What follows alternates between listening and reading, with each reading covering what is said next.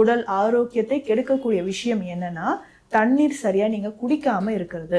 இப்போ தண்ணீர் சத்து ரொம்ப அவசியம். இப்போ இந்த மாதிரி நான்வெஜ் நிறைய சாப்பிட்றோன்னா தண்ணீர் குடிச்சா தானே ஈஸியாக டைஜஷன் ஆகி அது வெளியில் வர ஆரம்பிக்கும்.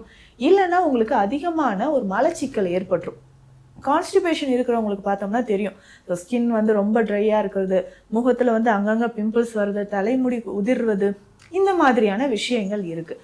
அப்போது நம்ம டைஜஷன் ஆகி அது வெளியில் வர்றதுக்கே 3-4 டேஸ் ஆகுது. கான்ஸ்டிபேஷன் இருந்தால் இன்னும் 2 நாட்கள் கூட ஆகலாம்.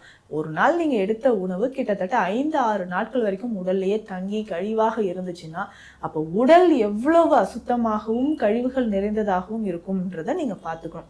அப்போ ஃபைபர் கண்டென்ட் இருக்கக்கூடிய உணவுகள் ரொம்ப முக்கியம். அதே மாதிரி நீர் சத்து நிறைந்திருக்கக்கூடிய உணவுகளும் ரொம்ப முக்கியம். ஸோ இதை நம்ம ரெகுலராக எடுக்க தான் உங்களுடைய குடல் ஆரோக்கியம் அப்படின்றது நிர்ணயிக்கப்படுது.